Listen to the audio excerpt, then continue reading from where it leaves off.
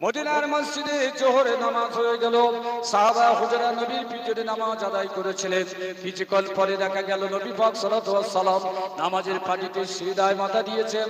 চোখ থেকে পানিগুলো পড়ে আল্লাহ নবীর ওই নামাজের পানিগুলো গড়িয়ে গড়িয়ে চলে যায়।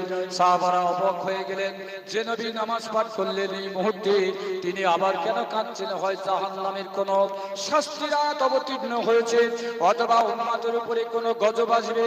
এই গজবের আয়াত আল্লাহ পাক অবতীর্ণ করেছেন বলে আল্লাহ নবী নামাজের পরে তিনি কাঁদছেন। সাহাবারা নিরুত্তর কোনো প্রশ্ন করছেন না, দাঁড়িয়ে আছেন। দীর্ঘ সময় পরে আল্লাহ নবী সিজদা থেকে তিনি মাথা তুললেন। মাথা তোলার পরে নবীজিকে সাহাবারা প্রশ্ন রাখলেন, ইয়া রাসূলুল্লাহ, নামাজের পরে কেন সিজদায় মাথা দিয়ে কাঁদলেন?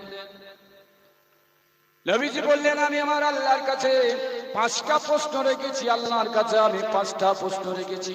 আমি আল্লাহর কাছে জানতে চেয়েছি, ইত্তাকাস্তা ইব্রাহিম ও খলিলা, আপনি ইব্রাহিম নবীকে বন্ধু বলেছেন। ও মুসা কালিমা, মুসা নবীর সঙ্গে কথা বলে কালিমুল্লাহ উপাধি দিয়েছেন।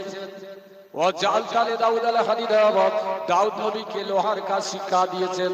ও সাক্কারাতারিয়া সুলাইমান, সুলাইমান নবীকে হাওয়া চড়ার অনুমতি দিয়েছেন। আইয়াল ঈসা আমওয়াত, ঈসা নবীকে 2টো মর্যাদা দান করেছেন। মৃত ব্যক্তিকে কবর থেকে জীবিত করে তোলার ক্ষমতা দান করেছেন। আর ঈসা আলাইহিস সালাতু ওয়াস সালাম কবরের ভিতরে মৃত ব্যক্তি কেমন অবস্থায় থাকে ডাঙায় থেকে তিনি দেখতে পেতেন, বলে দিতেন। 5টা নবীর 5টা মর্যাদা দান করেছেন। ফামা জাআলতা লি ইয়া রাব্বি, আমার জন্য আপনি কি মর্যাদা দান করেছেন? আমি আপনার হাবিব নবী, আমার মর্যাদা কি আছে? আল্লাহ পাক জানিয়ে দিলেন, আওয়ালাইসা তাইতুকা আরসালু মিনকা, আয় আমার হাবিব নবী, আমি কি আপনাকে শ্রেষ্ঠ মর্যাদা দান করিনি? ওয়া রাফা'না লাকা যিকরাক, আমার নামের সঙ্গে আপনার গুণগানটা সারা পৃথিবীতে 24 ঘন্টা জারি থাকবে। আমি এই মর্যাদা দান করে দিলাম, বলেন সুবহানাল্লাহ। ওয়া উম্মাতুকা খায়রুল উম্মাম, আপনার উম্মতকে শ্রেষ্ঠ উম্মতের মর্যাদা দান করেছি। তাহলে নবীজি কি মর্যাদা দিলেন আল্লাহ? সারা পৃথিবীতে একটা মুহূর্তে আজান বন্ধ হয় না। সারা পৃথিবীতে আমি বই পড়ে জেনেছি, সারা পৃথিবীর সর্বপ্রথম শ্রীলঙ্কায় ফজরের আজান হয়। তাহলে আজানের ভিতরে উচ্চারিত হয় আশহাদু আল্লা ইলাহা ইল্লাল্লাহ, আর এরপরে উচ্চারিত হয় আশহাদু আন্না মুহাম্মাদুর রাসূলুল্লাহ, আমার নামের সঙ্গে আপনার নাম 24 ঘন্টা পৃথিবীতে জারি থাকবে, বলে সুবহানাল্লাহ। সারা পৃথিবীতে এক মুহূর্তে আজান বন্ধ নেই। 2 নম্বর, নামাজের ভিতরে আপনার গুণগান জারি থাকবে। নামাজ কয় রকম? ফরজ নামাজ, সুন্নাত নামাজ, ওয়াজিব নামাজ, নফল নামাজ, জানাজাতীয় দোয়ার বিনিময়ে নামাজ বলা হয়েছে। আল্লাহ নবী প্রথম যুগে সূরা ফাতিহা পড়ে নামাজ পড়তেন জানাজা। তাহলে জানাজায় পড়তে হয় আল্লাহুম্মা সাল্লি আলা মুহাম্মদ, ফরজ নামাজে দরুদ পড়তে হয় আল্লাহুম্মা সাল্লি আলা মুহাম্মদ। তাহলে নামাজের ভিতরে আপনার গুণগান থাকবে আল্লাহুম্মা সাল্লি আলা মুহাম্মাদ ওয়া আলা আলি মুহাম্মদ। আজানের ভিতরে থাকবে আশহাদু আন্না মুহাম্মাদুর রাসূলুল্লাহ। নামাজের ভিতরে আমার গুণগান হবে, আপনার প্রশংসা হবে। আজানের ভিতরে আমার উচ্চারিত হবে, আপনার প্রশংসা হবে। আপনার গুণগান জারি রেখেছি, আপনার শ্রেষ্ঠ মর্যাদা দিয়েছি। আর আজান দেবে আপনার উম্মতেরা, নামাজ পড়বে আপনার উম্মতেরা, তাই আপনার উম্মতটা হলো শ্রেষ্ঠ উম্মত, বলে সুবহানাল্লাহ। 2 নম্বর হাদিসটা বললাম কেন? এই হাদিসে 5টা নবীর 5টা মর্যাদা। হযরতে দাউদ নবী লোহাগুলো কাদার মতো, মোমের মতো ব্যবহার করতেন। বড় বড় অস্ত্র, হাঁড়ি সবকিছু উনি হাত দিয়ে বানাতেন, যেমন কুমোরেরা বানায়। লোহা আল্লাহ এত নরম করে দিয়েছিলেন। কোরআনে এসেছে আল্লাহুল হাদিদা, আমি লোহাকে তার জন্য মোমের মতো করে দিয়েছি, বলে সুবহানাল্লাহ। হযরতে সুলাইমান নবী হাওয়ায় চড়ে হাজার হাজার মাইল তিনি ঘুরে বেড়াতেন, হাওয়ার উপরে নির্ভর করে। হযরতে মুসা নবীর উপাধি হলো কালিমুল্লাহ, হযরতে ইব্রাহিম নবীর উপাধি হলো খলিলুল্লাহ, বন্ধু। আর ঈসা নবী মৃত ব্যক্তি জীবিত করার এবং কবর থেকে দেখার ক্ষমতা আল্লাহ দান করেছিলেন। সেই ঈসা নবী কবরের পাশে গিয়ে দেখছেন মুসা নবীর উম্মতের কবরের শাস্তি হচ্ছে। এই চোখ বন্ধ করে কবরের পাশে থাকাটাই পিরানি তরিকা, বলছে মুরাকাবা। এখনকার আলেমরা বলে মুরাকাবা আবার কি? নবীজির নামাজ ফরজ হওয়ার আগে হীরা গুহায় গিয়ে কিছু সময় ধ্যান মগ্ন হয়ে থাকতেন। অধিকাংশ ওলামায়ে দ্বীন এই হীরা গুহায় ধ্যান মগ্ন হয়ে আল্লাহর ইবাদত করেছিলেন। এটাই কি বলা হচ্ছে রাসূলুল্লাহ মুরাকাবা করেছিলেন। তাহলে কিতাব পড়ে তাহকিক করতে হয় না, তাহকিক করে মন্তব্য করাটা জ্ঞানী মানুষের পরিচয় হয় না। তো আল্লাহ নবী দেখলেন ঈসা আলাইহিস সালাতু ওয়াস সালাম কবরে শাস্তি হচ্ছে। আল্লাহ পাক জানিয়ে দিলেন, ঈসা তুমি যদি আমার কাছে দোয়া চাও, তোমার দোয়া কবুল করে নিয়ে ওই মৃত ব্যক্তির কবরের শাস্তিটা ক্ষমা করে দেব। হযরত ঈসা আলাইহিস সালাতু ওয়াস সালাম বড় সন্তুষ্ট হয়ে ওই সময় তার ওযু ছিল না, ওযু করার জন্য দৌড়াতে থাকলেন। দৌড়াতে দৌড়াতে বহুদূর যাওয়ার পরে তিনি পানি পেলেন। পানিটা নিয়ে তিনি ওযু করে আসছেন, মৃত ব্যক্তির জন্য দোয়া চাইবেন। ওযু করে এসে কবরের পাশে দাঁড়িয়ে গেলেন। তিনি দেখতে পেলেন কবরবাসী দোয়া চাওয়ার আগে আল্লাহ পাক তার জীবনের শাস্তিগুলো, অপরাধগুলো কবরের মধ্যে ক্ষমা করে দিয়েছেন। বলেন সুবহানাল্লাহ। আলী ক্ষমাকারীকে মাওলানা সাহেব না আল্লাহ পাক? আল্লাহ পাক ক্ষমা করেন, মাওলানা সাহেবরা দোয়া চায়। তো ঈসা নবী সেটা লুটিয়ে পড়লেন, আল্লাহ যার কবরের শাস্তি ক্ষমা চাওয়ার জন্য ওযু করতে গেলাম, আমি ওযু করে ফিরে এসেছি, দোয়া চাওয়ার আগে ক্ষমা হলো কি করে? আল্লাহ পাক জানিয়ে দিলেন, সব ওই যে লোকটি কবরে চলে এসেছে, এ যখন বিছানায় অসুস্থ অবস্থায় পড়েছিল, এর বিবির গর্ভে সন্তান ছিল। বিবিকে বলেছিল, বিবি আমি যদি ইন্তেকাল করে যাই আর আল্লাহ পাক যদি তোমার গর্ভে সন্তান দিয়ে থাকে, ওই বাচ্চাটাকে তৌরাতের আলেম বানিয়ে দেবে। এই ওসিয়ত করে লোকটি মারা গেল, কবরে চলে আসলো। আমি আল্লাহ পাক তার দোয়াটা কবুল করে নিয়ে তার বিবির গর্ভের বাচ্চাটাকে আমি ছেলে হিসাবে দুনিয়াতে পাঠিয়েছি। ওই স্বামী হারা বিবি তার গর্ভের বাচ্চা সন্তান যখন ভূমিষ্ঠ হলো, লালিত পালিত করে তাকে বড় করেছে। গুটি গুটি পায়ে সে হাঁটতে পারে, কথা বলতে পারে। স্বামীর কথাটা পালনের জন্য আজকে তৌরাতের আলেমের কাছে নিয়ে বাচ্চাটাকে হাজির করলো। আর তৌরাতের আলেমগুলো বলল, ওরে বাচ্চা তুমি হাত মুখ ধুয়ে ফেলে ওযু করো আর আমাদের সঙ্গে তুমি পড়তে থাকো। বাচ্চাটা ওযু করলো, হুজুর পড়াতে থাকলেন বিসমিল্লাহির রহমানির রহিম। ও ঈসা যার পিতা আজকে কবরে শাস্তি পায় আর তার এতিম বাচ্চা বাফারা বাচ্চা পৃথিবীতে আমাকে রহমান বলে ডাকে, আমাকে রহিম বলে ডাকে, আমাকে করুণাময় বলে ডাকে, আমাকে দয়াবান বলে ডাকে। আমি আল্লাহ নিষ্ঠুর হতে পারি না, আমি আল্লাহ পাষাণ হতে পারি না, আমি নির্দয় হতে পারি না। ওই এতিম বাচ্চার মুখের বিসমিল্লাহটা কবুল করে নিয়ে ঈসা গো তুমি দোয়া চাওয়ার আগে তার পিতার কবরের শাস্তিটা কিয়ামত পর্যন্ত ক্ষমা করে দিয়েছে। সেরে বলি সুবহানাল্লাহ। ওয়ালাদুন সালিহুন ইয়াদউ লাহু, সুসন্তান যদি পিতামাতা মারা গেছে দোয়া চায়, আল্লাহ পাক ওই পিতামাতার শাস্তি ক্ষমা করে।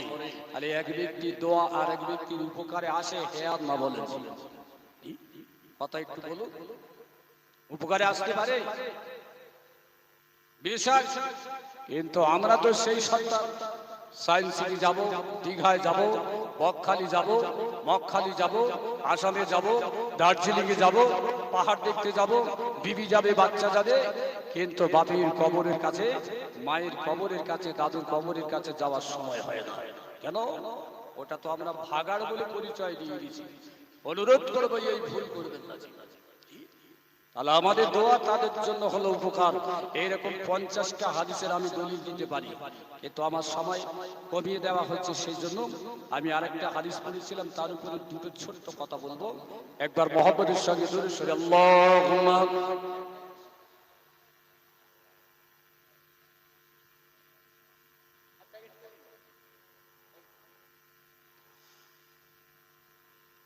মাওলানা ইন্ডিয়ার বক্তৃতা আর বাংলাদেশের বক্তৃতার মধ্যে একটু পার্থক্য। বাংলাদেশে বক্তারা বলে আর বলে ঠিক না বেটি, এই ঠিক না বেটি, আর শ্রোতারা জি বলে চিৎকার করে।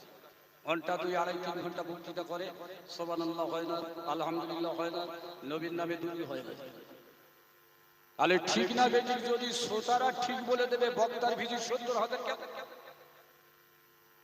কিন্তু পশ্চিমবাংলা বক্তৃতার পরিবর্তন তথা পিরানি তরিকা দাদা হুজুর পীর কেবলার সিলসিলার বক্তৃতা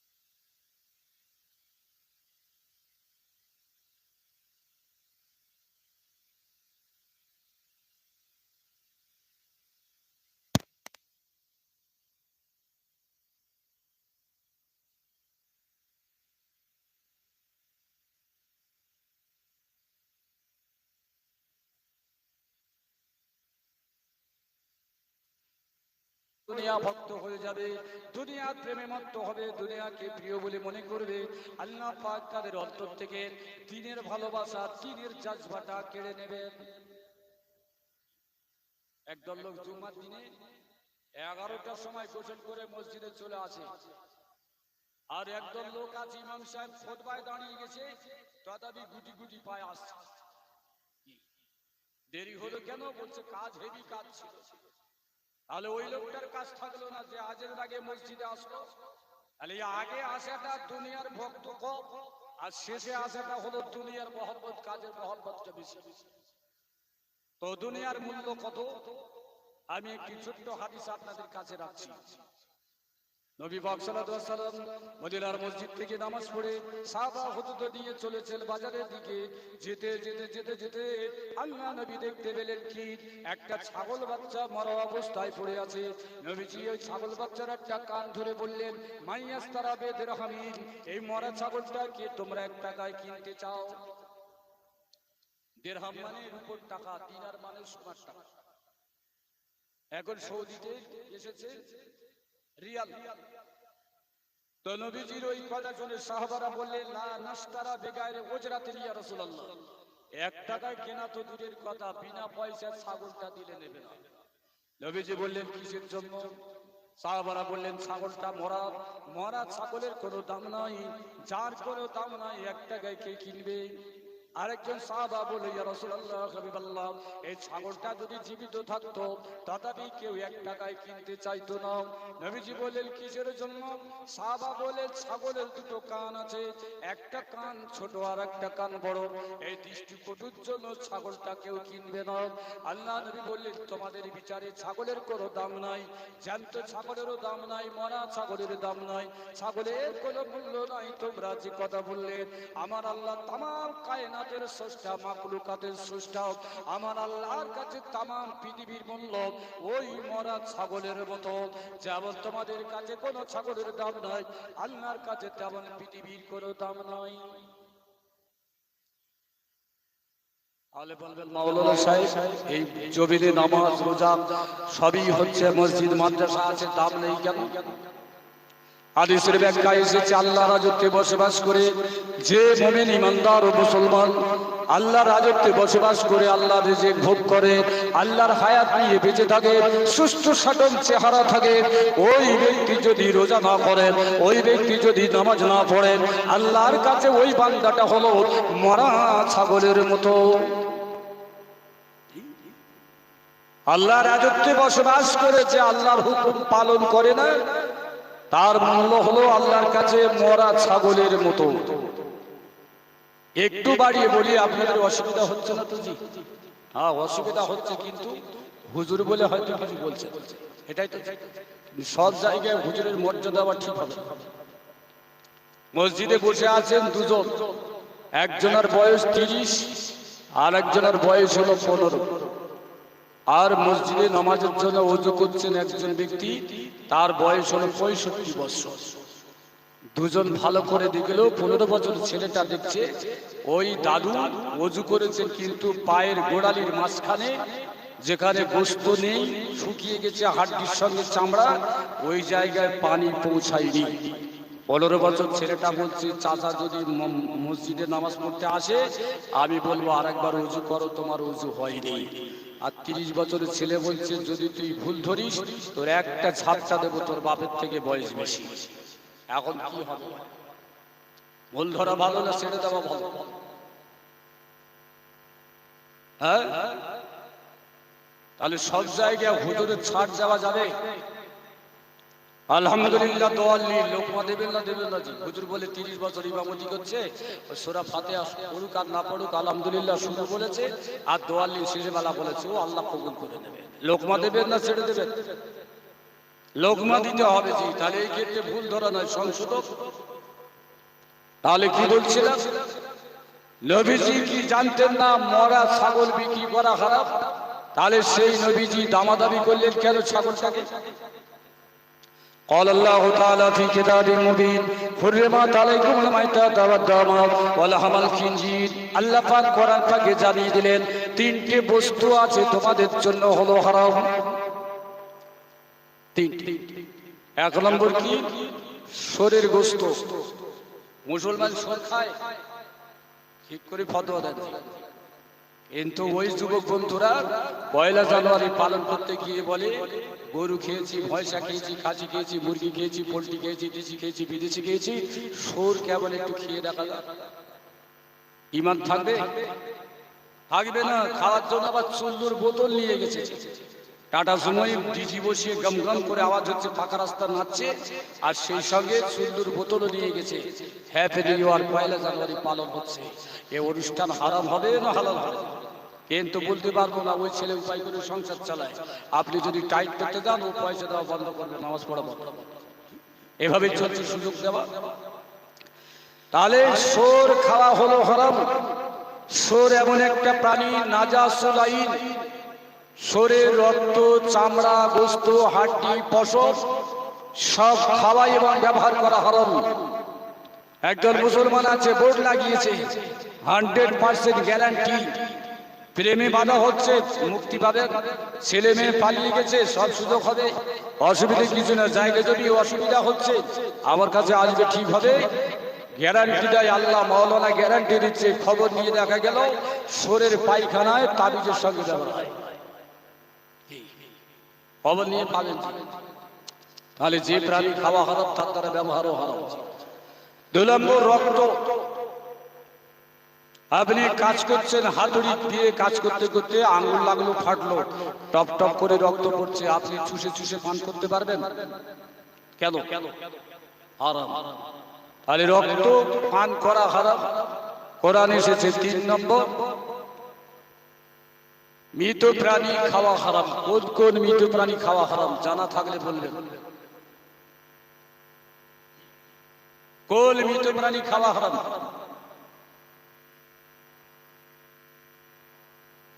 বলা যাবে না? হ্যাঁ, যে প্রাণী জবে করে খাওয়া হালাল, সেই প্রাণী মরে গেলে খাওয়া হলো হারাম। ওয়ামা উহিল্লা লিগাইরিল্লাহ।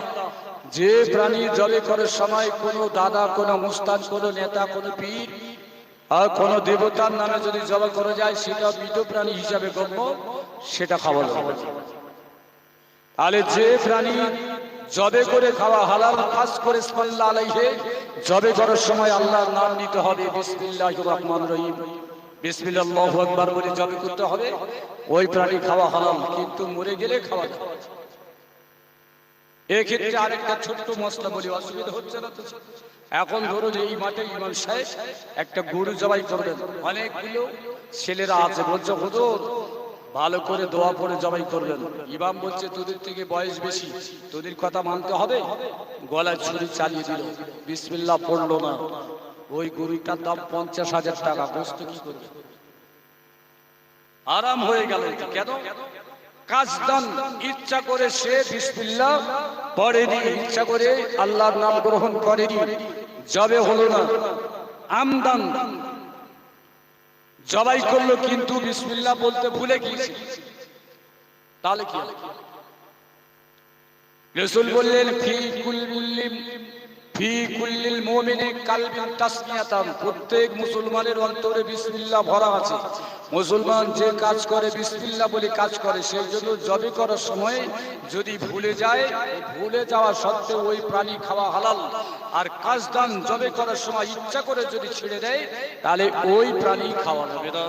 এখন যদি এক কোপে কাটা যায়, হ্যাঁ খাওয়া যাবে? যাবে না। এখন তো মেশিন উঠে গেছে, মুরগি জবাই করে আর গরম পানি দিয়ে ঝটপট করে ওর ভিতর ছাড়িয়ে দিচ্ছে, ও খাওয়া যাবে? হ্যাঁ, কেন? তাহলে মুরগি জবাই করলে তার পালক পরিষ্কার করার আগে পেটের নাড়ি ভুঁড়িগুলো আগে বার করে দিতে হবে। তা না হলে গরম পানি দিলেন, পায়খানার দ্বারে ফাঁকা হয়ে যাওয়ার জন্য ওই পানি যদি প্রবেশ করে, মুরগির পায়খানা নাপাক পানির সঙ্গে মিশে গেল। আর যখন আপনি গোস্তটা ছাড়াচ্ছেন, ওই নাপাক পানি ওই হালাল গোস্তের গায়ে লেগে যায়। এই জন্য ফতোয়ার কিতাবে লিখছে ওই গোস্ত খাওয়া হচ্ছে মাকরুহে তাহরিমি। কিন্তু আমরা তো এখন স্ট্যান্ডার্ড বাড়ির বিক্রি আর মুরগি ছাড়াতে চায় না, কাটতে চায় না, ওই দোকান থেকে ছাড়িয়ে আর দোকান থেকে কেটে নিয়ে চলে আসি, মূল্যায়ন করি না ওই সাফাইটা সঠিকভাবে হচ্ছে কি। তাহলে জবাই করার পরে পালু ছাড়াতে গিয়ে আগে বাড়ির মায়েরা পায়খানা তারটা ভালো করে কেটে কলিজা দিয়ে নাড়ি ভুড়ি পরিষ্কার করে ফেলে, এরপরে পানি দিয়ে যদি পরিষ্কার করে নাপাক হওয়ার সম্ভাবনা থাকে না। যা অনেক মশলা বলে ফেললাম, এবার আমি ফিরে যাচ্ছি। তাহলে ওই মৃত প্রাণী, যে প্রাণী জীবিত অবস্থায় জবে করে খাওয়া হালাল, মরে যাওয়ার পরে ওই প্রাণী খাওয়া যায় না। একটা জায়গায় শরিয়াতের বিধান আছে, লাচারি, ক্ষুধার্ত হয়েছেন, বাড়িতে কোনো খাদ্য নেই, তাহলে আপনার জন্য এই অবস্থায় মরা প্রাণী খাওয়া জায়েজ আছে, কিন্তু শোর খাওয়া যায় না। শোর জ্যান্ত যেমন হারাম, মরা শোর হারাম। আমি একটা বক্তার বক্তৃতা শুনলাম, বলছে ক্ষুধার্ত অবস্থায় খাদ্য না থাকলে শোর খাওয়া যায়, শোর চলে না। গরু, ছাগল, হাঁস, মুরগি চলে। নবীজির দরবারে একজন সাহাবী এসে বললেন, মাতা হিল্লাত লানা মাইতাতুন ইয়া রাসূলুল্লাহ, হুজুর আমাদের জন্য মরা প্রাণী খাওয়া কখন যায়? নবীজি বললেন, ইল্লাম তাজিদু সুবুকান আও গুবুকান ওয়ালাম তাজিদু বখলান, সকালে যদি কোনো খাদ্য না পাও, রাতে যদি কোনো খাদ্য না পাও, এমনকি কাঁচা সবজি যদি না পাও, আমরা শসা কাঁচা কিন্তু ভালোবাসি, শসা আছে, টমেটো আছে, বিটকপি, ওলকপি, এরকম বিভিন্ন খাবার আছে কাঁচা খাওয়া যায়। নবীজি বললেন, যদি পেট ভরা খাবার কোনো খাদ্য সকালে না পাও, রাতে না পাও, অথবা কাঁচা সবজি যদি না পাও, তাহলে হিল্লাত লাকুম মাইতাতুন, ওই অবস্থায় মৃত প্রাণী তোমাদের জন্য খাওয়া যায়। তাহলে কতটা পরিমাণ খাবে? ইমাম শাফি বললেন, সাজ্জের আমার, তুমি যখন অনাহারে লাচারি অবস্থায় আছো, যদি মরা গোশত পাও, গরু, ছাগল, হাঁস, মুরগি, গাধা, তাহলে ওই গোশত তুমি পেট ভরে খেতে পারো, তোমার জন্য যায়, যেটা ইমাম শাফি বললেন। ইমাম আবু হানিফা বললেন, হুসুলে কুওয়াত, অর্থাৎ ক্ষুধার্ত হয়ে যদি খাদ্য না পাও, মরা প্রাণীর গোশত খেতে পারো, পেট ভরে না, এতটুকু খেলে সারা দিনের 5 ওয়াক্ত নামাজ পড়ার ক্ষমতা তোমার অর্জন হবে, ততটুকু তোমার জন্য মরা প্রাণী খাওয়া যায়। কত হাদিস তারা বিশ্বাস করে এই মশলা আমাদের কাছে দিয়েছেন, অথচ বাজারে একদল মানুষ এই ইমামদের মুশরিক বলছে, জাহান্নামী বলছে, হানাফিদের জাহান্নামী পর্যন্ত বলে দিচ্ছে। এবার আমি ফেরত দিয়ে আসছি হাদিস পাকের দিকে। তাহলে মরা প্রাণী খাওয়া হারাম, রক্ত খাওয়া হারাম। রাসূল কি বললেন? وعن جابر رضي الله تعالى عنه قال قال رسول الله صلى الله تعالى عليه وسلم أحلت لنا ميتتان والدمان السماك والجراد والقباد والتهام। আল্লাহ নবী বললেন, দুটো মরা প্রাণী তোমাদের জন্য খাওয়া যায় যাচ্ছে, আর 2 ধরনের রক্ত তোমাদের জন্য খাওয়া যায় যাচ্ছে। তাহলে কোরআন বলল রক্ত খাওয়া হারাম, কোরআন বলল মরা প্রাণী খাওয়া হারাম। নবীজি বললেন দুটো প্রাণী খাওয়া, মরা প্রাণী খাওয়া জায়েজ। নবীজি বললেন 2 ধরনের রক্ত খাওয়া জায়েজ। এখন কোনটা আমরা মেনে চলবো? হাদিস মানবো না কোরআন মানবো? না হাদিস মানবো কোরআন মানবো? না হাদিস কোরআন ইজমা কিয়াস সব মানবো? কোনটা মানবো? কথা একটু বলুন। বেশক এখন তো বাজারে বহু বক্তার বক্তৃতা, আর এইরকম ওয়াজ করতে উঠলে সভাপতিরাও বলে, বক্তা সাহেব হাদিস কোরআন দিয়ে ওয়াজ করবেন। শুধু হাদিস কোরআন কেন, এটা তো বলা দরকার, হাদিস কোরআন এবং মাসলা মাসাইল আলোচনা করবেন, তাহলে তো আর হানাফিদের কোনো অসুবিধা হয় না। কিন্তু যদি বলা যায় বক্তা হাদিস কোরআন বলবেন, তাহলে বোঝা যাবে বক্তা তো আহলে হাদিস হয়েছে। তাহলে শরীয়তের দলিল হলো 4টে। কোরআন পাকে রক্ত খাওয়া হারাম করেছেন কোন রক্ত? দামে মাসফু, যে রক্ত গড়িয়ে যায়, যে রক্ত গড়িয়ে যায় ওই রক্ত ব্যবহার করা, খাওয়া, পান করা হলো হারাম। আর নবীজি বললেন দুটো রক্ত খাওয়া জায়েজ, সেই রক্ত হলো জমাট বাঁধা রক্ত। জমাট কি কি? আল কাবাদ ওয়াত তিহাল, একটা হলো কলিজা আর একটা হলো পিলা। কলিজার জন্মগতভাবে জমাট বাঁধা রক্ত, কিন্তু কলিজা আপনি হাত দিয়ে কষলাম, ওর ভিতর থেকে গরমের তাপে কষ্টাতে কষ্টাতে রক্ত টোপে টোপে পড়বে। তাহলে গড়ানো রক্ত কোরআন বললো হারাম, রাসূল বললেন জমাট বাঁধা রক্ত, কলিজা এবং পিলা খাওয়া হচ্ছে হালাল। কোরআন থেকে এসেছে মৃত প্রাণী হারাম, যে প্রাণী জবে করে খাওয়া হালাল, মরে গেলে হারাম। রাসূল বললেন দুটো মরা প্রাণী খাওয়া যাবে, একটা হলো কি আস-সামাক, আর একটা হলো জারাদ, একটা হলো পঙ্গপাল, আর একটা হলো মাছ। মাছ জবাই করতে হয় না। আর পঙ্গপাল, সুলাইমান নবীকে পিঁপড়েরা দাওয়াত করে ওই পঙ্গপাল বা গাং ফড়ি খাইয়েছিলেন, সেজন্য রাসূল পঙ্গপাল খাওয়া জায়েজ বলেছেন, কিন্তু নবীজি কোনোদিন খাননি। জায়েজ বলেছেন খাওয়ার জন্য। তাহলে দুটো মরা প্রাণী খাওয়া যায়, দুই শ্রেণীর রক্ত খাওয়া যায়। হাদিস বললো জমাট বাঁধা রক্ত, কোরআন বললো গড়ানো রক্ত। কোরআন বললো মৃত প্রাণী খাওয়া যাবে না, আর রাসূল বললেন মাছ আর পঙ্গপাল খাওয়া যাবে। মাছের ক্ষেত্রে আরেকটি হাদিস পাক এসেছে, নবীজি বলেন জাবির রাদিয়াল্লাহু তাআলা আনহু قال كان رسول الله صلى الله تعالى عليه وسلم ما القاه البحر وما جرى الماء وما مات في وقت فلا تقول। আল্লাহ নবী বললেন যদি নদীতে জোয়ার আসে, ওই জোয়ারের পানিতে মাছ এসে যদি নদীর ধাক্কা লেগে ডাঙায় উঠে যায়, ওই মাছটা যদি মারা যায় খাওয়া যাবে। নদীতে যখন ভাটা পড়তে থাকলো, বালুকার চরে যদি কোনো মাছ আটকে গিয়ে রোদের তাপে মারা যায়, মাছটা খাওয়া যাবে। কিন্তু যে মাছটি বিনা কারণে মরে যাওয়ার পরে কাত হয়ে ভেসে ওঠে, ওই মাছটা হলো মায়ে তাফি, মাছটা খাওয়া যাবে না।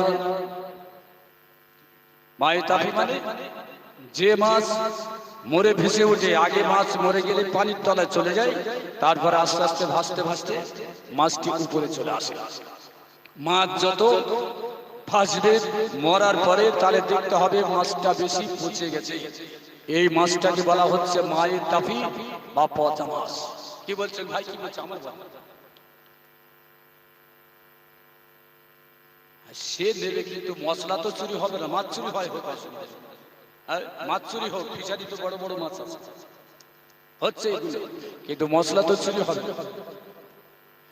আর এই মাছের ক্ষেত্রে আবু হানিফা হুজুর ফতোয়া দিলেন পচা মাছ।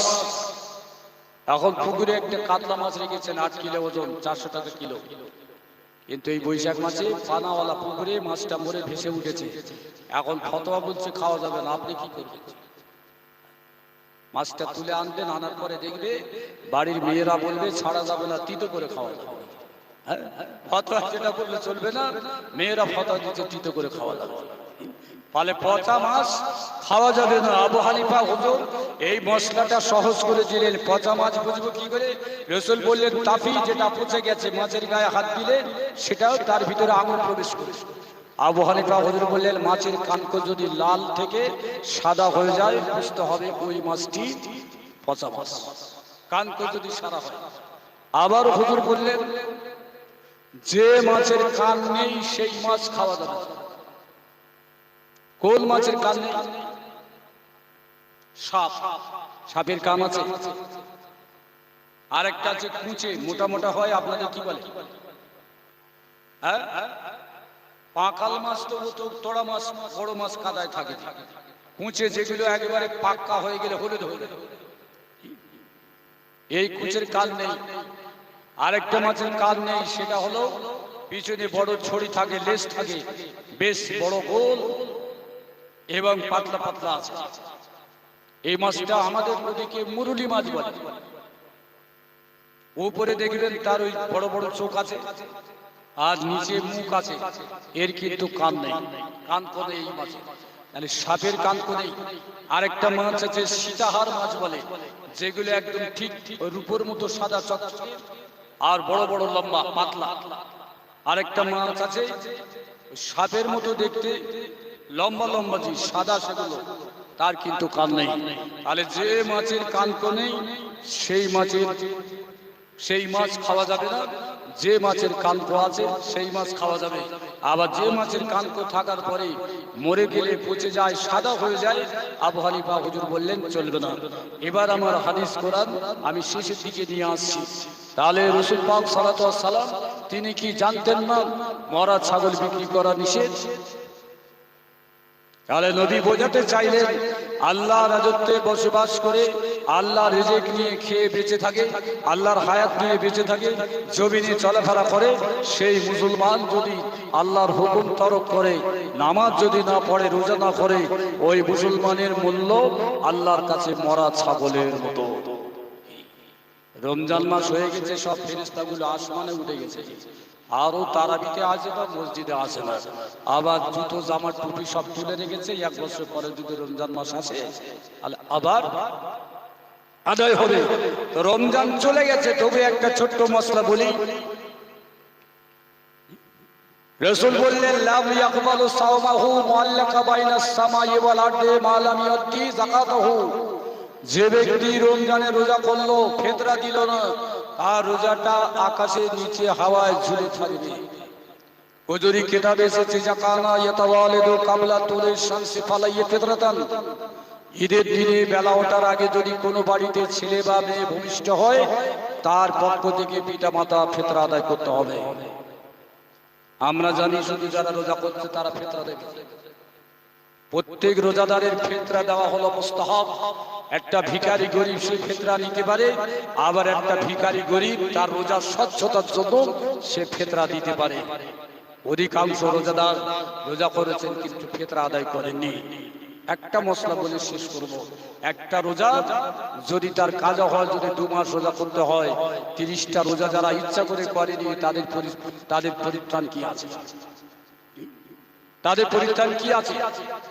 তো আবু হানিফা রাহমাতুল্লাহ আলাইহির সময়ে একটা মেয়ে ছেলে, তার স্বামী নাই, তার একটা ছেলে ছিল। ওই ছেলেটি অসুখ হলো, জ্বর হলো, আর মা থাকতে না পেরে আল্লাহর কাছে নিয়ত করলো, আল্লাহ আমার ছেলের যদি রোগ 3 দিনের মধ্যে সেরে যায়, আমি শরীর গোশত খেয়ে মানত আদায় করব। মেয়েদের ব্যাপার তো এখন আল্লাহর কাছে মানত কবুল হলো, 3 দিনের মধ্যে ছেলেটির রোগ সেরে গেল। মেয়েছি কোরআন পড়া জানতো, কোরআন পড়তে পড়তে এই আয়াত পাঠটি পাঠ করলো, হুররিমাত আলাইকুমুল মাইতাতু ওয়া লাহমুল খিনজির। তোমাদের জন্য হারাম করা হয়েছে সুরের গোশত, মৃত প্রাণী আর গড়ানো রক্ত। ওই মেয়ে ছেলেটি এই আয়াতের তাৎপর্য জানার জন্য আলেমদের কাছে ঘোরাঘুরি করলো। ওগো আলেমেরা, বলো বলো, আমি যে মানত করেছি আদায় করা হলো ওয়াজিব। আমার ছেলে রোগ হয়েছিল, বলেছি সুরের গোশত খেয়ে মানত আদায় করব। এখন আমার ছেলে রোগটা সেরে গেছে, কোরআন পড়ে দেখলাম তাতে লেখা আছে সুর খাওয়া হারাম। আমার মানতটা কি আদায় করতে হবে? গ্রামের আলেমেরা বললেন, অসভ্য মেয়ে ছেলে, এই জঘন্য মানত করা শরীয়তে বৈধ না, সুতরাং তোমার মানতটা আদায় করতে হবে না। মেয়ে ছেলেটি একদিকে খোদার ভয়ে কাঁদে, অন্যদিকে বাচ্চার মায়ায় পড়ে রাস্তা দিয়ে হেঁটে হেঁটে হেঁটে হেঁটে আসে। এই অবস্থায় একটা বৃদ্ধ মানুষ দেখতে পেয়ে বলেন, ও মেয়ে ছেলে, কেন তুমি কাঁদো? মেয়ে ছেলে বলেন, আমি এইভাবে মানত করেছি, ছেলে রোগ সারলে শরীর গোশত খাবো, মানত আদায় করব, কিন্তু রোগ সেরে গেল, মানত আদায় করব কি করে? কোরআন পাকে লেখা আছে শরীর গোশত খাওয়া হারাম। বৃদ্ধ লোকটি বলে গেলেন, এই সময় আলেমেরা তোমার ফতোয়ার উত্তর দিতে পারবে না, ইরাকে চলে যাও, নাম করা আলেম আবু হানিফা, তিনি তোমার প্রশ্নের উত্তর দিতে পারে। ওই মেয়ে ছেলেটি চলে গেলে হুজুরের কাছে। হুজুর সব শোনার পরে বললেন, বাড়িতে ফিরে যাও, রমজান মাসের যেদিন 1ম তারিখ হবে আমার বাড়িতে চলে আসবে, মশলার উত্তর হয়ে যাবে। মেয়ে ছেলেটি অপেক্ষা করতে করতে যখন রমজান মাসের 1ম তারিখ হলো, ইরাকের বুকে হুজুরের বাড়িতে চলে গেলেন। হুজুর, আমি সেই মহিলা, আমার বাচ্চার জন্য মানত করেছিলাম, রোগ সালে শরীর গোশত খাবো। হুজুর বলে, চলে যাও গ্রামের ভিতরে, গিয়ে দেখবে যদি কোনো ছেলে হৃষ্টপুষ্ট চেহারা আছে, রোজা যার উপরে ফরজ আছে, রোজা না করে দুপুরবেলা যদি কোনো খাদ্য খায়, ওই খাদ্য থেকে তুমি কিছু খেয়ে চলে আসবে, তোমার মানতটা আদায় হয়ে যাবে। মেয়েটি বলেন, হুজুর, এই এলাকার মানুষ তারা রুটি খায়, খেজুর খায়, আর আমি তো শরীর গোশত খাবো বলেছি। হুজুর বলেন, ও মেয়ে ছেলে, শোনো, হারাম মানত করলে আদায় করতে হয় না, তবে যার উপরে আল্লাহ পাক রোজার মাসে রোজা ফরজ করে দিয়েছেন, সেই রোজা না করে যদি দুপুরবেলা সে পেট ভরে খাদ্য খায়, ওই খাদ্য খাওয়াটাও শরীর গোশত অপেক্ষা জঘন্যতম হারাম। আপনারা শুনেছেন না মাইকের আওয়াজ অন্যদিকে? তাহলে যারা রোজা না করে ভালো হিম্মত আলী করে ঘুরে বেড়াচ্ছে রোজার মাসে, অনেক লোক আছে যে পুরাতন বোতল হাতে করে ঘুরে বেড়ায়, কি ব্যাপার? বললে আমার সেই পিঠের ব্যথা আবার দেখা দিয়েছে, ঘন ঘন সিরাপ খেতে হয়, ওই জন্য রোজা করতে পারি। 42 বুকের সাথী, 180 কিলো ওজন, পাকা রাস্তায় হাঁটলে, পাকা রাস্তায় স্প্রিং করে, কাঠচেরাই মেশিনে ফেললে 3 বার তক্তা করা যাবে, সেই লোকটা রোজা পাবে। আল্লাহর কাছে কি জবাব দেবে? আল্লাহ চড়া করবো না। আমার সময় শেষ, একটু দোয়া খাই করতে হবে। তো আমি ফুরফুরা সিলসিলার মুরিদ মেজে মুরিদ পীর কেবলা, আমাদের একটা নিয়ম নীতি আছে, আমরা মিলাদের শেষে একটু সালাম পাঠ করেছি, সেই জন্য একটু সালাম পাঠ করবো। সবাই দাঁড়িয়ে যান।